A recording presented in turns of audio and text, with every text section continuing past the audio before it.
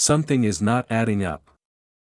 A president does not talk like a man preparing to slow a war down while moving more troops, more money, and more military options into place unless something deeper is happening behind the curtain.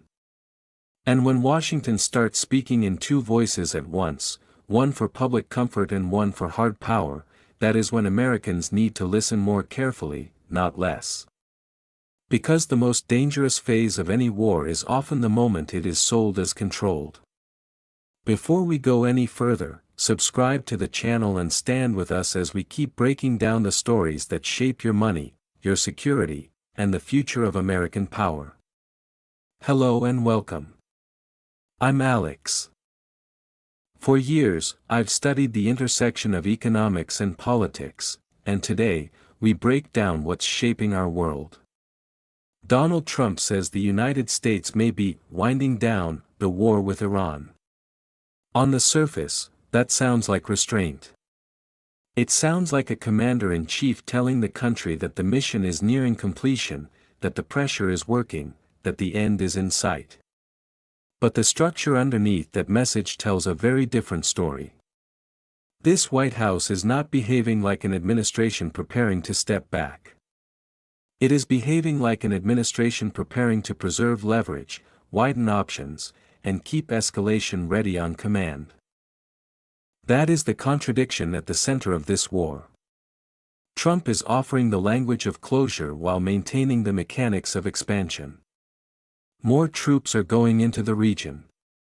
More money is being requested from Congress. A ceasefire is still being rejected. Military planning remains active. That is not the architecture of de-escalation. That is the architecture of controlled pressure, and controlled pressure can become uncontrolled war faster than most people realize. This is where experience matters. After 20 years of watching American power move through crisis, I can tell you this: governments rarely announce escalation honestly. They rename it. They package it as flexibility, readiness, deterrence, or temporary necessity. They say they are close to victory because that language calms markets, reassures voters, and buys time for the next decision. But if the administration truly believed the war was near its end, it would be narrowing commitments, not expanding strategic capacity. The force posture matters more than the slogan. And there is another layer Americans should not miss. War is never just military. It is financial. It is institutional. It is psychological. Trump is not only speaking to Tehran. He is speaking to Wall Street, to oil traders, to nervous allies, to Congress, and to voters already exhausted by inflation and instability. He wants to project command. He wants the public to believe that the White House controls the tempo. But when a government says it is nearing the finish line while simultaneously increasing the fuel in the engine, that usually means one thing: the political message is softer than the strategic reality. So this is the real question tonight. Is Trump winding this war down, or is he trying to make escalation look disciplined enough for the public to accept? Because those are not the same thing. And if this administration keeps speaking in two tracks at once, reassurance on the surface, force beneath it, then Americans need to understand that the next phase of this conflict may arrive wrapped in the language of peace, even as the machinery of war keeps moving forward. What is the mission? The dangerous cost of fighting without a clear end state. The most dangerous question in this war is not how many missiles have been fired, how many troops have been deployed, or even how long the fighting may continue. The most dangerous question is simpler than that: what is the mission? Because when a government cannot define the end state of a war with precision, that war stops being a strategy and starts becoming a habit. And once war becomes a habit inside Washington, it begins to consume money, credibility, attention, and political truth at a pace few leaders are willing to admit. Right now, the United States and Israel appear to be operating inside a mission that is broad enough to sound powerful, but vague enough to expand without limit. Is the objective to degrade Iran's missile capabilities? Is it to weaken its nuclear infrastructure? Is it to break the reach of Iranian-aligned networks across Iraq, Lebanon, and the wider Middle East region? Is it to restore deterrence? Or is the real ambition something larger and less openly stated, to pressure Tehran so deeply that the regime begins to fracture under military and economic strain? These are not minor differences. These are entirely different wars wearing the same headline. That is where the danger begins. A state can survive a hard mission. What it struggles to survive is a shifting mission. In political language, vague goals sound flexible. In real life, they are an open door to mission creep. Every strike can be justified. Every escalation can be framed as necessary. Every setback can be redefined as proof that more force is needed. That is how democracies drift into deeper conflict without ever holding a full and honest argument about what victory actually means. And this is not just a military problem. It is an economic problem, too. In economics, there is a brutal principle known as the sunk cost effect. Once leaders have invested troops, money, weapons, and political capital into a campaign, they become less willing to reassess. They do not want to admit that the original assumptions may have been flawed. So instead of narrowing the mission, they stretch it. They tell themselves that one more move, one more package, one more operation will finally justify the cost already paid. But the longer that logic runs, the more the war begins to govern the policymakers instead of the policymakers governing the war. American history has seen this before. Vietnam expanded through layers of justification. Iraq moved from one rationale to another. Afghanistan outlived multiple political narratives. In each case, the public was told that the objective was real, the end was manageable, and progress was visible. But clarity kept slipping. And once clarity slips, accountability goes with it. That is why this moment matters so much. If Donald Trump says the United States is close to achieving its objectives, then the American people deserve to hear those objectives defined in plain English, not in slogans, not in fragments, and not in language that changes with the pressure of the day. Because if the mission is not clearly stated, then victory can always be claimed and the war can always continue. And that is the trap. A war without a clear end state gives power more room, not less. It gives institutions permission to keep moving. It gives politics cover. It gives spending momentum. And in the end, the country may discover that it was never marching toward a conclusion at all. It was marching into a fog that kept getting more expensive. Diego Garcia changes the map, Iran's missile reach and the end of the limited war illusion. The reported Iranian missile launches toward the joint US-UK military base at Diego Garcia may not have caused physical destruction, but strategically, they may prove to be one of the most important moments in this war. Because wars are not only defined by what gets hit. They are defined by what becomes targetable. And the moment Diego Garcia entered this conflict, the map changed. For years, Americans have been taught to think about wars in layers of distance. There is the active battlefield, where the explosions happen. Then there is the support zone, where the logistics are organized. And then there is the deep strategic rear, where the most important military assets are supposed to remain protected by geography itself. Diego Garcia belongs to that deeper layer. It is not just another base. It is one of the key foundations of US-UK power projection in the Indian Ocean, a critical platform for long-range operations, heavy bombers, logistics, and sustained military reach. In plain terms, it is part of the skeleton of Western force. That is why this matters so much. If Iran was willing to fire ballistic missiles toward Diego Garcia, then Tehran was sending a message far larger than the strike itself. It was saying that this war does not have to stay inside the narrow borders that Washington may prefer to describe to the public. It was saying that distance is no longer the same as safety. And it was saying that the deeper architecture of American and UK military power can no longer assume immunity simply because it sits farther from the visible front line. This is where the illusion of limited war begins to collapse. Limited wars depend on controlled geography.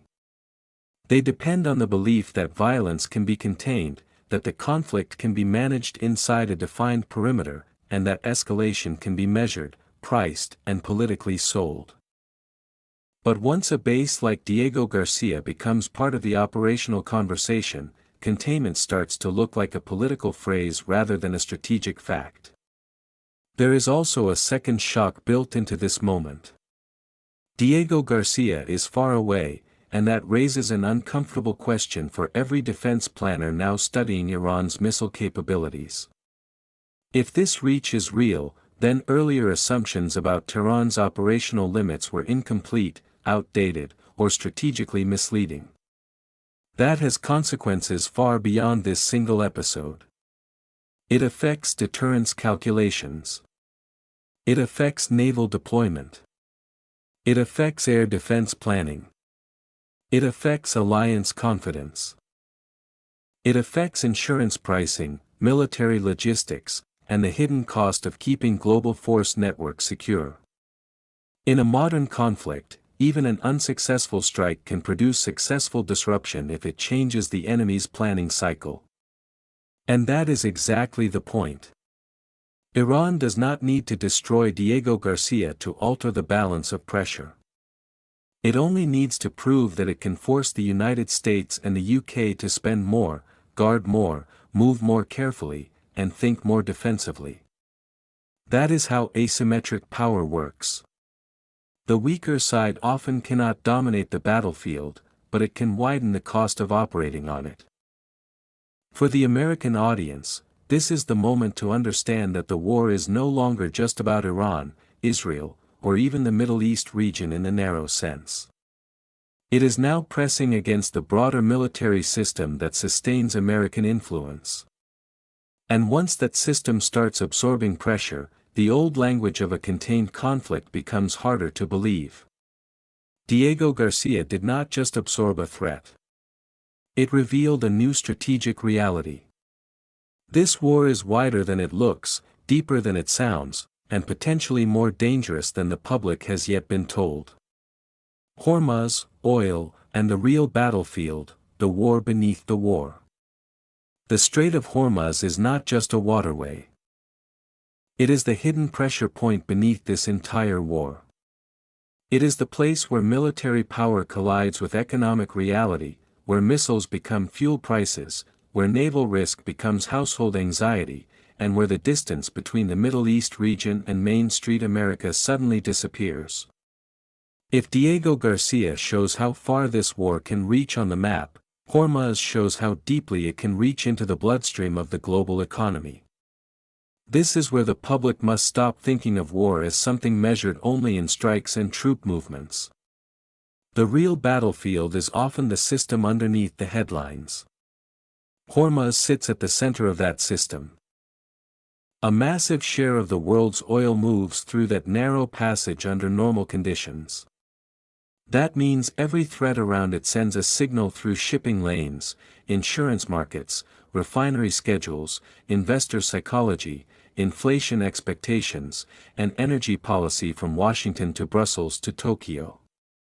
In other words, this war is not only being fought in the air or at sea. It is being fought in the architecture of global commerce. That is why Donald Trump's message that other nations should guard and police the Strait of Hormuz matters so much. On the surface, it sounds like burden sharing. In reality, it reveals a deeper truth about American power in this moment.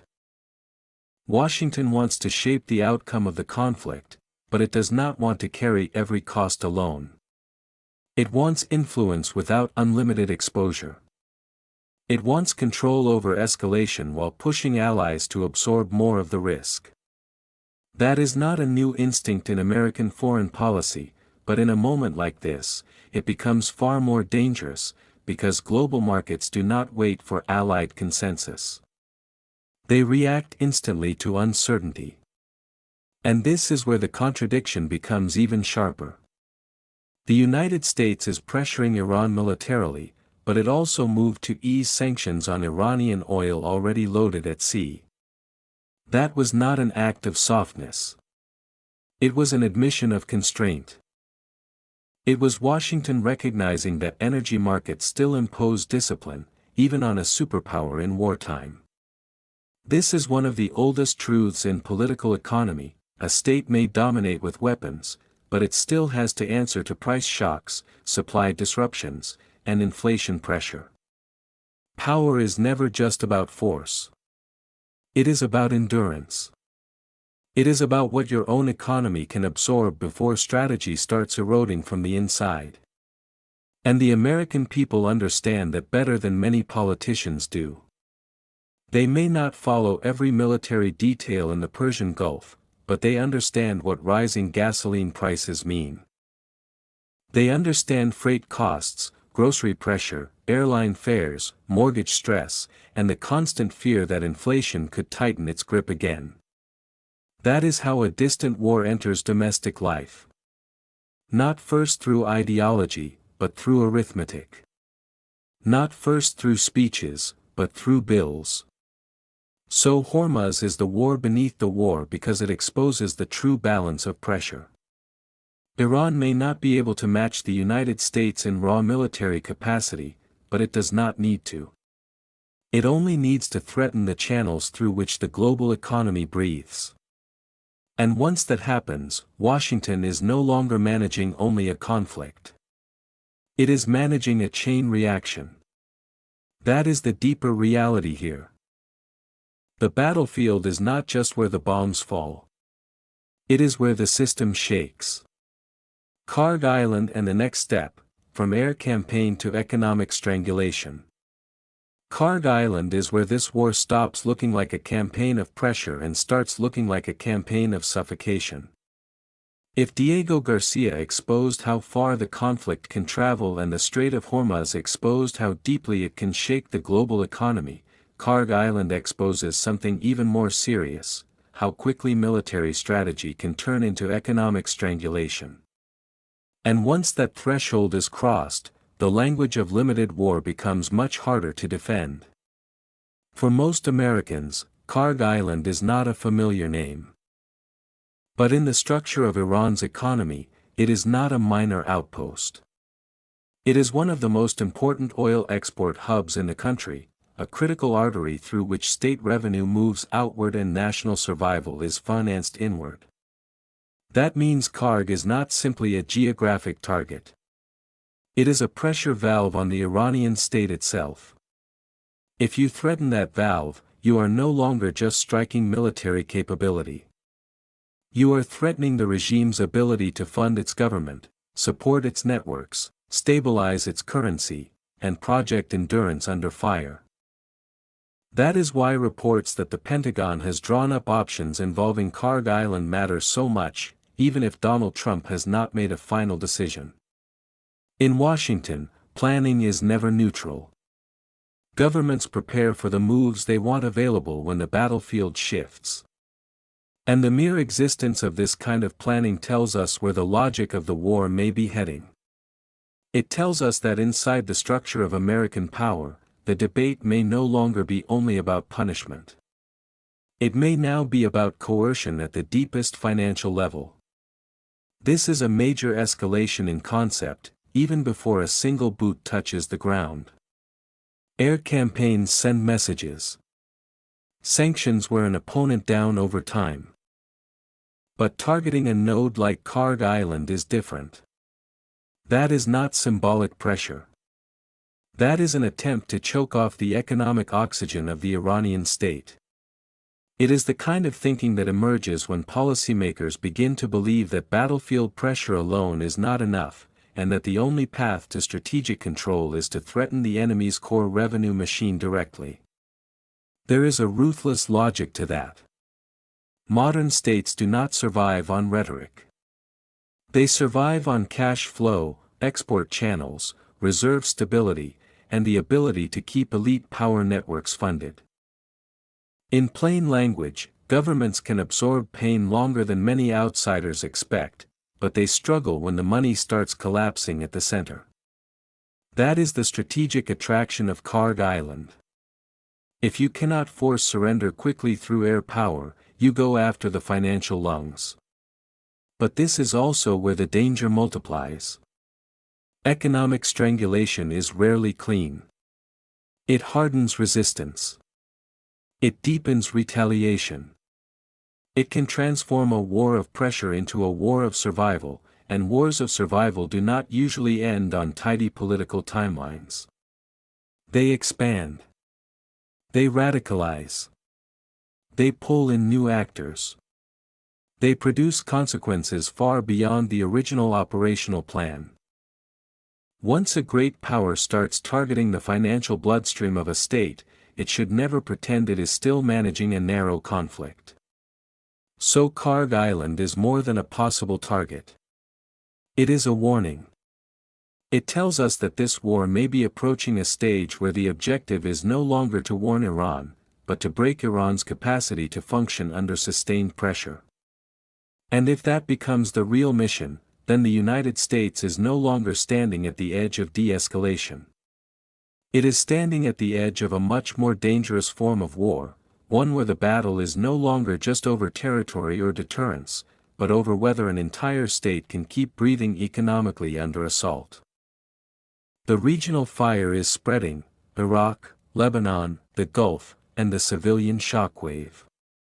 The regional fire is spreading because this war was never built to stay inside one border, one capital, or one battlefield. That is the truth Washington, Tehran, and every major player in the Middle East region understands, even when public messaging tries to keep the conflict looking contained. Once a direct US-Iran confrontation begins to intensify, the surrounding network starts to move. Iraq becomes a pressure point. Lebanon becomes an active front. The Gulf region becomes a zone of fear, calculation, and economic vulnerability. And civilians, as always, become the silent map on which the real cost is written. Look first at Iraq. When drone strikes hit intelligence-linked infrastructure in Baghdad and US-linked facilities near Baghdad International Airport come under pressure, that is not background noise. That is a warning that Iraq is once again becoming a corridor of indirect war. It sits in the space where American military presence, Iranian influence, fragile state sovereignty, and armed networks overlap. In systems like that, one strike is never just one strike. It is a test of boundaries. It is a signal to Washington that its footprint can be harassed. It is a signal to Baghdad that its own institutions remain vulnerable. And it is a signal to the wider region that escalation does not need formal permission to spread. Then there is Lebanon.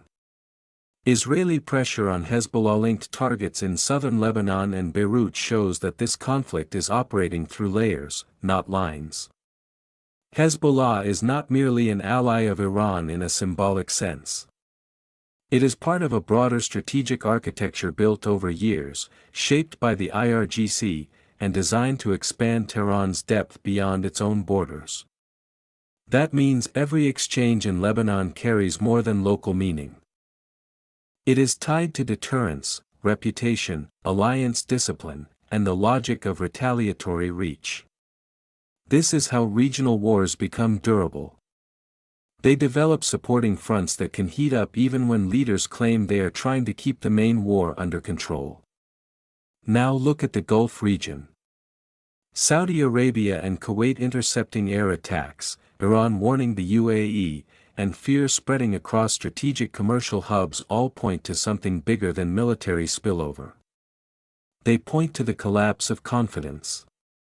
And confidence is one of the most valuable assets any region possesses. You can rebuild a runway. You can repair a building.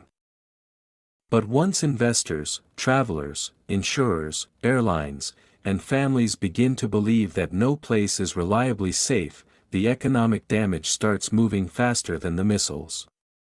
That is why the civilian shockwave matters so much. Flights are disrupted. Airspace becomes uncertain. Tourism weakens. Property sentiment softens. Business decisions freeze. The image of stability, especially in places like Dubai, begins to crack. And once that image cracks, the war achieves something powerful without needing to occupy territory. It teaches people to think defensively. It teaches markets to price fear. It teaches governments to spend on protection instead of growth. This is the deeper meaning of regional spread. The bombs do not need to land everywhere for the war to reshape everything. It only needs to push enough pressure through enough connected systems. Iraq, Lebanon, and the Gulf region are no longer side theaters. They are proof that the conflict is widening through networks of power, money, and insecurity.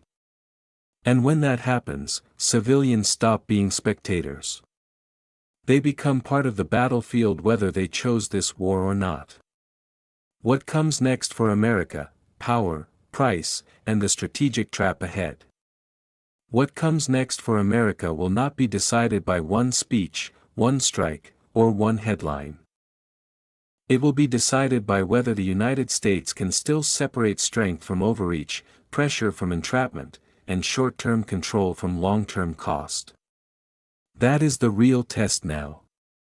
Because wars like this do not become dangerous only when they expand on the battlefield. They become dangerous when the political system begins to confuse motion with strategy, toughness with clarity, and escalation with success. Donald Trump is trying to project command. That much is obvious. He wants the country to see a White House that is strong, deliberate, and ahead of events. Politically, that matters. Americans do not reward hesitation in a crisis. They want to believe their president understands the map, the risks, and the destination. But belief is not the same thing as stability. And this is where the trap begins to take shape. A president can control the message longer than he can control the consequences. The first danger ahead is military entanglement. Not necessarily through one dramatic announcement, but through accumulation. More deployments. More force protection. More retaliation. More planning. More reasons why stepping back suddenly looks too costly or too weak. This is how large powers slide deeper into conflict. Not always by choosing a giant war all at once, but by authorizing one justified step after another until the total commitment is far larger than what the public was first asked to support. The second danger is economic pressure at home. Americans may tolerate strategic action abroad for a time, but they do not live inside military briefings. They live inside prices. They live inside paychecks, rent, fuel costs, interest rates, insurance bills, and retirement anxiety. If this war continues to shake energy markets, disrupt trade confidence, and raise inflation pressure, then the political cost inside the United States will grow. And once economic pain becomes visible at the household level, foreign policy loses its abstract distance. It becomes personal.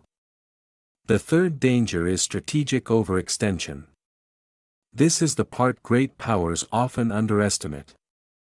The United States may have superior military force, but power is not measured only by what a country can destroy. It is measured by what it can sustain without weakening itself elsewhere. A prolonged conflict in the Middle East region does not happen in isolation.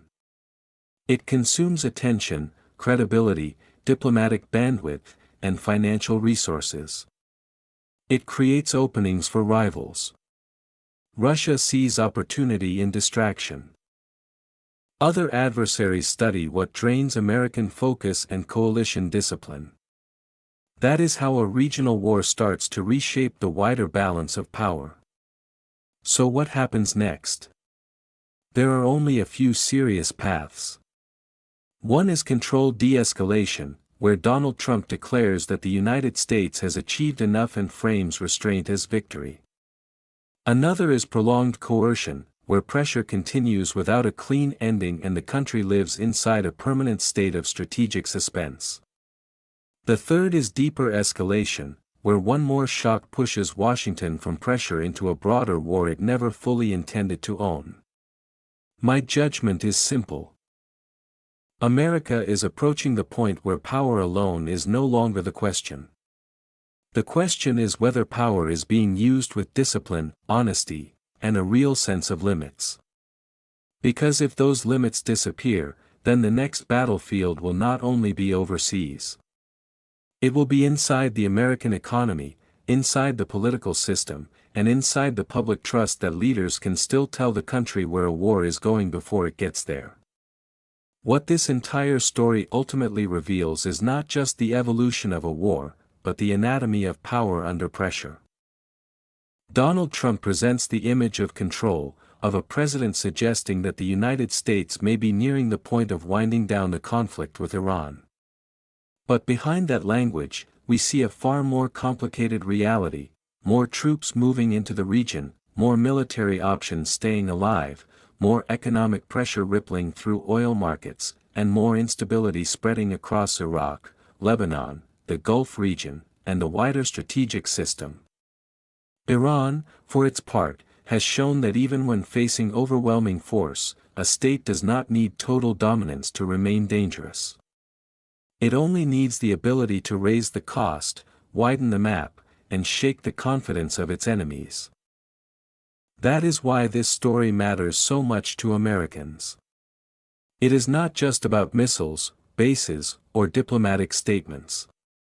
It is about how quickly a foreign war can reach into everyday life through prices, anxiety, political trust, and national priorities. The deeper lesson is this: in politics, as in life, the greatest danger often comes when leaders claim things are under control while the system underneath is becoming more unstable. That lesson applies far beyond war. In our own lives, we should learn to look past appearances and examine the structure beneath the message. When someone says everything is fine, ask what the numbers show. Ask what the incentives are. Ask who benefits from confusion. Ask what hidden costs are building in the background. Clear thinking, emotional discipline, and the courage to face uncomfortable truth are not just tools for governments. They are tools for everyday life, for family decisions, career choices, financial planning, and personal leadership. The people who protect their future best are not always the loudest or the most confident. They are the ones who learn to see reality early. Now here is a quick question for you. Which matters more in a crisis? A. Strong words from leaders. B. The real actions happening underneath those words. Comment A or B below. And what do you think about this entire situation? Do you believe Donald Trump is truly trying to wind this war down, or do you think this is the language of restraint covering a deeper escalation? Share your view in the comments so everyone can read and learn from each other. And subscribe to the channel to support us and keep this conversation going with more sharp, honest analysis ahead.